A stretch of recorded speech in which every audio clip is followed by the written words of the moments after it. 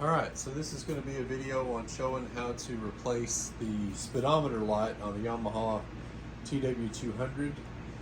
This is a 1987, first year that they come out, but it should work for pretty much all of them since they've stayed relatively the same through all the years. So first thing you got to do, you got to remove this cowling. There's a little bolt right down here. You're just going to remove that bolt. I've already pretty much screwed it. Just little Phillips. Take that to the side. Then your cowling, it's held by two little rubber grommets, and just push it down, and then that leaf comes off. And then what we're going to do is we're going to remove this speedometer housing. You've got two little clips down in here. I don't know if you can really see them from the video, but they're just little kind of like cotter pins, but a little bit different. So you got to remove those. So we'll get those and pull those out.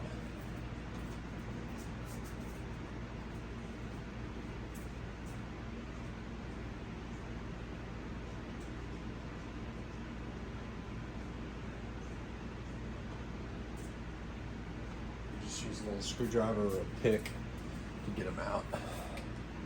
Just be careful because they'll go where you don't want them to go.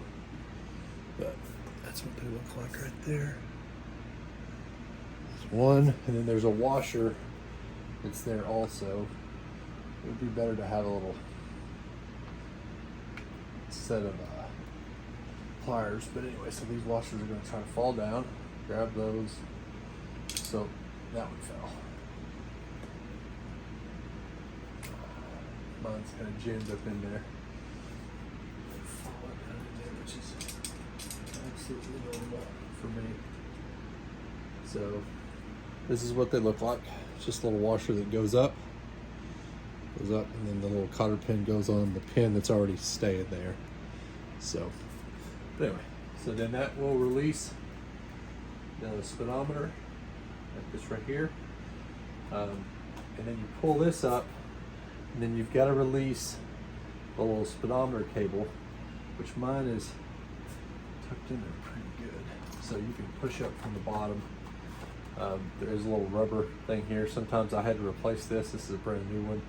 Sometimes they're in pretty bad shape, but anyway, so you just release this by unscrewing your speedometer cable, and then your bulb is right here. You don't have to release the speedometer cable. I just do it to give me a little bit more leverage, but then this will just kind of pull out. Wiggle it a little bit. Just a rubber deal. Come on, buddy. Nice and easy. All right, so then there is the bulb. So this one just pulls out, so it just pulls straight out. I'm going to replace it with an LED because it's brighter. I've been told, don't do it with LEDs, but on that in your model, but I think it's okay.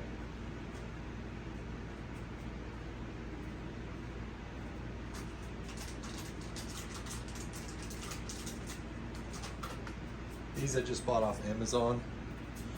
They are, there were like 10 of them for $10, so they're pretty cheap. They might not last that long. I was just doing it as an experiment.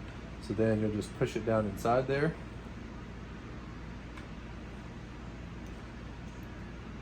And good to go. Just be nice and easy, gentle pushing it back up in there. And then make sure you get this thing situated. It's a lot easier with the whole assembly off the bike, but you can still do it this way. Again, you don't have to release the speedometer cable.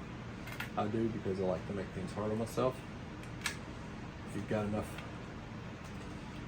area, you can do it, and then you put the speedometer cable in there. If you take it off, but you've got to just kind of move it around a little bit, and it'll eventually slide up in there. It's like a little hex threaded thing for that. So that goes on there, and you will lose the threaded thing sliding down on the cable like I just did. So then we'll figure out how to get that dude back up.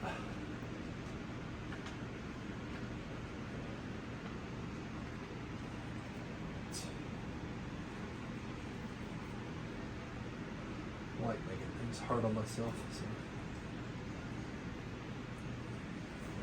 Piece of pliers.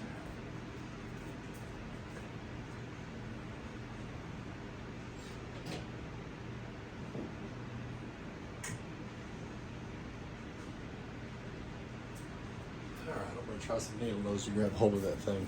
So on second thought, maybe don't unscrew it for speed, but just in here, grab this, pull it up, and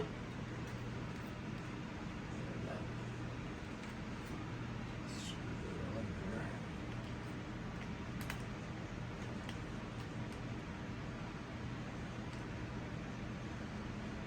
there. All right.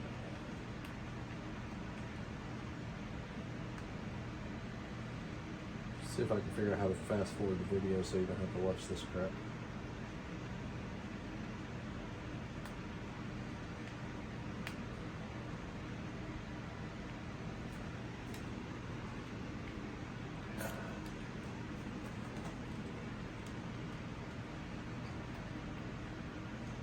All right, so that's screwed on there. So on second thought, let's don't do that. The other one that I did on a different bike, it was already off the bike, so it's a lot easier. Let's do it. Feed the speedometer. Put that down. Make sure that your little rubber bushing is good there. Then you just put these back on. They go this way up. So hopefully you're seeing everything that I'm doing. Then we'll put the little cotter pin. It's actually a different name, but we're going to call it a cotter pin for right now. Then the other one is still down here, hidden.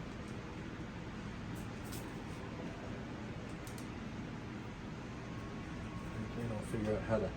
Usually, if I move something, it will fall. There it is. Oh, there it is. Hidden in the little. The headlight. Oh, and while we're here, you don't have to take the cowling off, but if you wanted to adjust your headlight beam up and down, there's a little screw here that's on a spring. So you would screw it in and it'll articulate the headlight. There's also a screw behind this. I made a new little foam deal, but there's a screw right there and you'll move it so that can adjust the headlight. This one kind of pulls it up and over, and you can move it around if you want the headlight to shine down or shine up, but those are the two screws that adjust your headlight. All right, let's put this on. This one's kind of tough on mine because the handlebars were bent, so I'm gonna kind of wedge this up in there. Get that to go. And these pins and these washers are just mainly to compress it so that it, all the little part that we took off doesn't completely come off. All right, that is on, and then all you've got to do is put this on next to this, push that up, and you can see that this gives you a little area there. There again, this is old, but the new ones will probably be access there, and then access to your screw here. Mine's got the little rubber, got the little foam thing that I made for it in the way, but let's do that.